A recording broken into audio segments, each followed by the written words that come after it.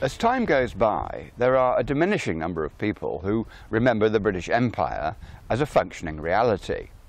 When I was a child, May the 24th, Empire Day, was hardly celebrated. But that's not how it used to be.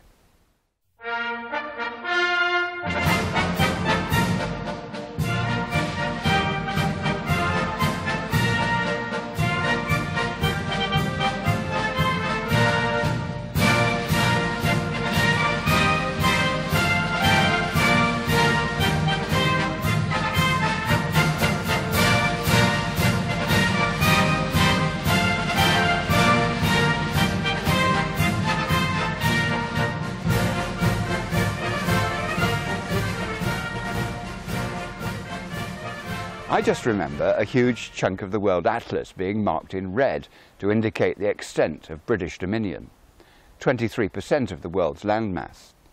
Holding the empire together needed the latest technology. Long-distance airliners were developing back in the 1920s, and the government also backed airships. In 1925, it created the Imperial Airship Scheme.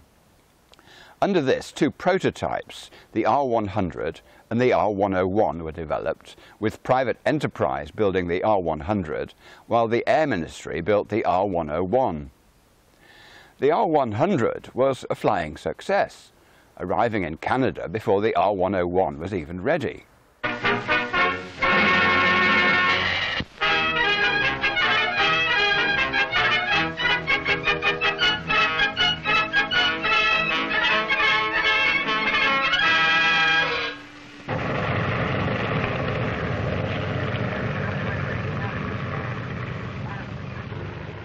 But it had petrol engines, and the Air Ministry felt that explosive petrol in a hydrogen airship made for a potentially lethal combination. So they opted for diesel engines instead. These were safer, but they were also heavier, so the designers added an extra central section, increasing the quantity of hydrogen to provide more lift. But this unsatisfactory afterthought was only one of sundry design issues for the R101, despite its apparent initial success.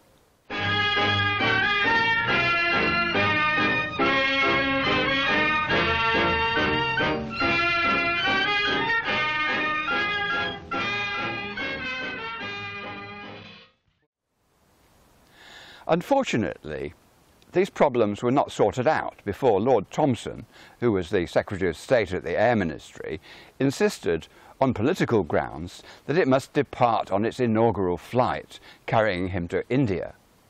This was against the advice he received, and it turned out to be a calamitous piece of poor judgment. This is an early photograph of Eileen Garrett, an Irish woman who moved to England on health grounds at a young age.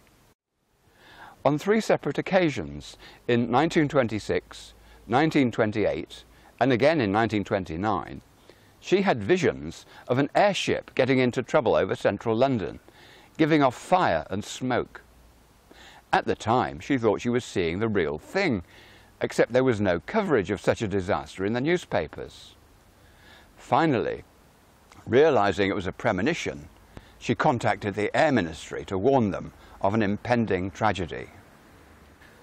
But Sir Sefton Branca, the Director of Civil Aviation, ignored the advice from this person he's supposed to be a crank, but not before she also confirmed it was the R101 and not the R100 that would be destroyed.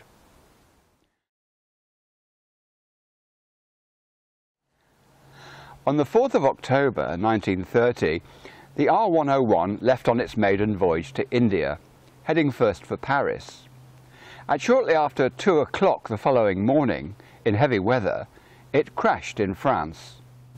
Among the 48 dead were Sir Sefton Branca and the Secretary of State, Lord Thomson. This catastrophe shook the nation and ended the British airship scheme, but not before a court of inquiry was held. 2 days after the crash, Harry Price, a psychical researcher, invited Eileen Garrett to be the medium at a seance. Price knew a journalist writing about the author of the Sherlock Holmes stories, Sir Arthur Conan Doyle, who had died recently. Unbeknown to Eileen, the aim was to get in touch with the spirit of Sir Arthur so that the journalist could interview him. But instead of Conan Doyle communicating from the other side, Flight Lieutenant H.C. Irwin, the captain of the R101, came through Mrs. Garrett to report what had gone wrong on that tragic flight. Irwin declared, "For heaven's sake, give this to them. The whole bulk of the dirigible was entirely and absolutely too much for her engine capacity. Engines too heavy, useful lift too small. Tried to rise, but elevator jammed. Oil pipe plugged. Flying too low altitude and could never rise. Load too great for a long flight. Cruising speed bad and ship badly swinging. Severe tension on the fabric, which is chafing. Never reached cruising altitude, same in trials. No one knew the ship properly. Weather bad for long flight. Fabric all waterlogged. Almost scraped the roofs at Achy." Irwin gave technical details for 40 minutes, and Price's secretary did the best to take them down in shorthand. When it was over, Price realized that this message from the dead captain would cause a sensation in the press. And being a self-publicist of the first order, Price issued the story, making Eileen Garrett a nationally known figure virtually overnight. Price sent a copy of his report to Sir John Simon, the chairman of the Court of Inquiry, but this mere spirit testimony was not regarded as valid evidence for a court. Following the press coverage, a Mr. Charlton from the Royal Airship Works in Bedford contacted Price for a copy of the original report, and he concluded that it was, and I quote, "an outstanding document, complete with expert observation about construction defects that only someone with first-hand knowledge of the R101 could have known about." In his view, it really was Irwin who had communicated at the séance. Flight Lieutenant William Wood, an airship pilot and friend of Irwin, was equally impressed by Mrs. Garrett's use of terms such as strakes and phrases such as gross lift computed badly. It was later confirmed that the fuel injection system had not functioned properly and the air pump had failed, just as Irwin had claimed in the séance. Both Charlton and Wood found 40 references indicating confidential and technical knowledge coming from the mouth of Mrs. Garrett in trance. But the most impressive part of the message was "almost scraped the roofs at Achy." This hamlet was a tiny railway stop, not to be found on normal maps of the time, and most unlikely to have been known by Eileen. Harry Price himself only found it on a large-scale map used by French railway staff. But Captain Irwin would have had a copy, and there it was in Mrs. Garrett's message. Now this sounds pretty convincing as a case of spirit communication, but there are always skeptics to assure us there was nothing remarkable in the Irwin message to suggest his spirit had survived bodily death. But together with her other manifestations, Eileen Garrett went on to be regarded as one of the most important mediums of the 20th century. Born in 1893 in Ireland, Eileen was orphaned when both her parents committed suicide within a fortnight of her birth. So she was brought up by her aunt and uncle. Her aunt was unkind and beat her, but Eileen was strong in character, if not in health. From the earliest age, she could see coloured auras around people, which she called surrounds, and she made friends in her home with 3 invisible children consisting entirely of light. Her aunt chastised her for such revelations, but Eileen persisted and was beaten for being a liar and an ill-mannered child. In revenge one day, young Eileen drowned some ducklings on the pond and saw what she called a grey smoke-like substance rising in spiral form from each body. So, in the name of scientific investigation, she killed some crows and rabbits to see if they did the same. Soon she was so appalled by her own cruelty that she became protective of animals ever after. And because of this killing spree, she was sent away to school in Dublin.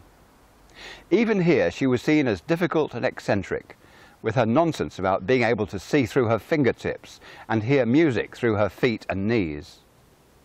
As psychiatrist Dr. Jan Ehrenwald later said of this period of her life, her attitude to her aunt and teachers had undoubtedly a slight paranoiac colouring, whilst her claims to possess psychic or supernormal faculties may easily be regarded as symptoms of megalomania. The reported suicide of both parents would then complete the picture of a schizophrenic psychosis with ideas of grandeur in an abnormal individual. Having contracted tuberculosis at the age of 16, Eileen was sent to England for the better climate, and quickly she married an older man. They were unhappy together, although she bore him 2 sons. Both died of meningitis, and a third died shortly after the birth. Again, she saw the smoky substance rise in a spiral form from their bodies. With her premonitions, visions, seeing auras, and ability to project herself from her own body, her husband thought her mentally disturbed and sent her to a psychiatrist before the couple divorced. In fact, Eileen married 3 times by the age of 23, always knowing it would not last. She had 1 daughter, Babs, who survived into adulthood and became Eileen Coley, a medium who lived to the age of 97. Given her intense psychic experiences, Eileen was naturally worried about her sanity, and to cap it all, she discovered she could go into a trance. While unconscious, a 14th century Arab soldier called Uvani spoke through her mouth. He became her spirit guide and was anxious to prove his independence of Eileen and to show that we all survive after death. For her part, this medium was appalled at the idea that a spirit could invade her mind and know the details of her private life. Later, another spirit manifested through her. Abdul Latif was a 17th century Persian doctor concerned with healing. It seemed that the line between schizophrenia and being a successful medium was very thin.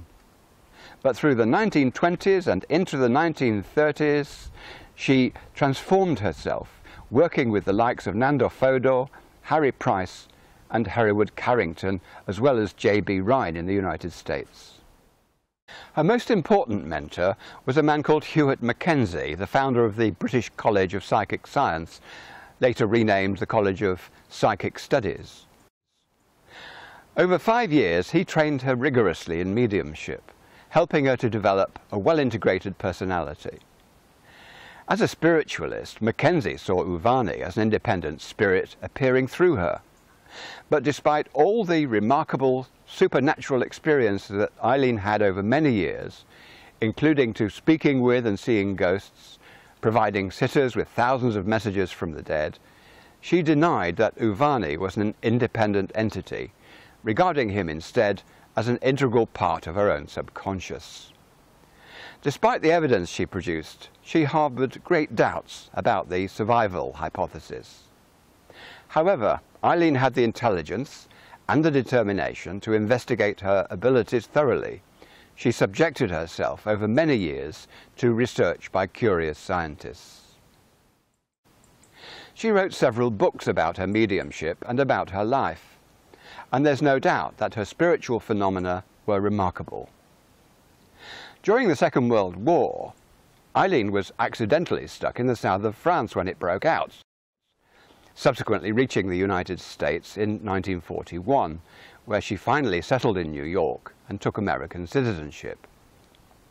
Here she started a literary journal called Tomorrow, and also a publishing house, Creative Age Press. It was through the generosity and the stunning wealth of Eileen's friend, Mrs. Frances Payne Bolton, who, like Rockefeller, had a stake in the Standard Oil Company, that she was able to establish the Parapsychology Foundation in 1951.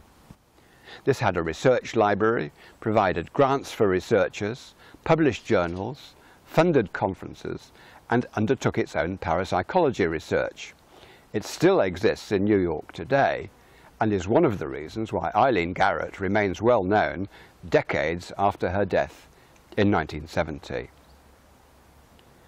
In 1957, under its research program, she submitted herself to the Jungian psychologist Dr. Ira Progoff for analysis.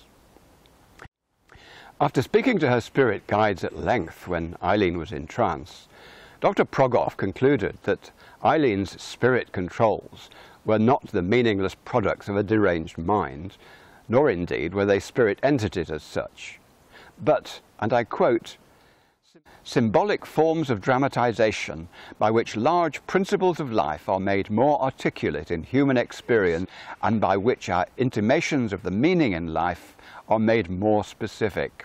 End of quote. I confess to finding this interpretation indecipherable, meaningless nonsense. But rejection of the spirit hypothesis was satisfactory to Eileen, and it fitted in with her own beliefs. However, for those people who had witnessed the supernormal knowledge of Uvani and Abdul Latif, this interpretation most certainly would not do.